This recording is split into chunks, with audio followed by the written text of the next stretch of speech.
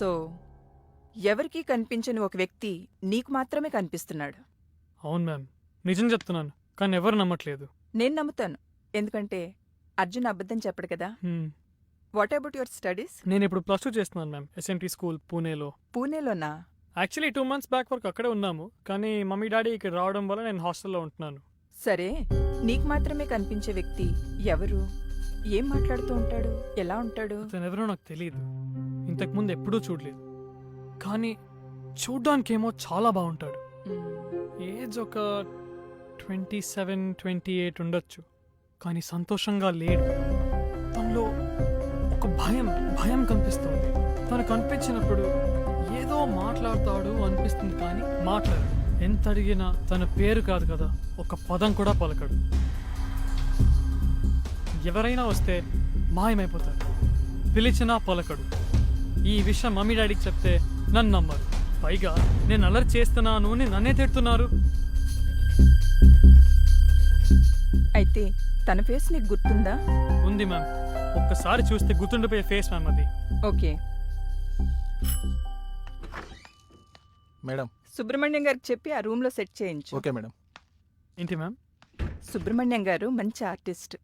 నువ్వు చూసిన వ్యక్తి కరెక్ట్గా ఎలా ఉంటాడో ఎక్స్ప్లెయిన్ చేస్తే ఆయన చాలా బాగా డ్రా చేస్తాడు. అప్పుడు మమ్మీ డాడీని ఈజీగా కన్విన్స్ చేసేయచ్చు.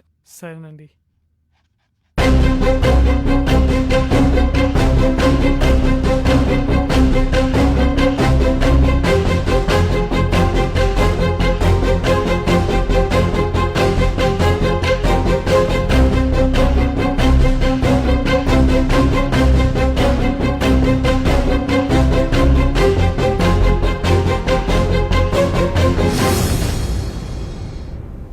అర్జున్కి డ్రాయింగ్ వచ్చా? రాదు.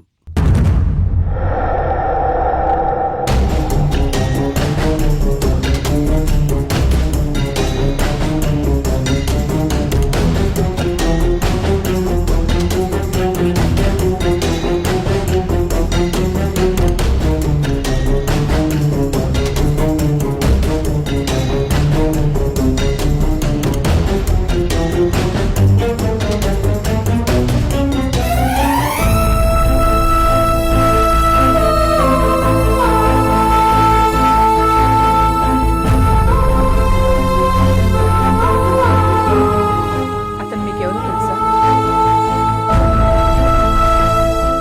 హలో గిరిధర్, తన గురించి మీకేమైనా? అతను నా తమ్ముడు కార్తీక్. వీడు మెల్లగా కనిపించట్లేదు. ఏంటండి కార్తీక్ కనిపిస్తున్నాడంటాడేంటి? నువ్వు కంగారు పడ. ఏం కాదు. అర్జున్, అర్జున్,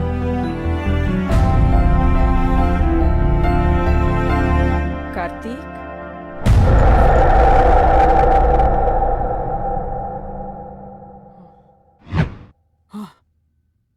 ఇతనే ఇతనే నేను చూసింది ఇతనే sir. Exactly same person sir. Super draw చేశారు. కాలింగ్ బెల్ కొట్టింది ఇతనే. ఆ రోజు నా రూమ్కి వచ్చి మాట్లాడింది కూడా ఇతనే. ఓకే ఓకే, అతను ఎవరో కాదు, మీ మావయ్య కార్తీక్.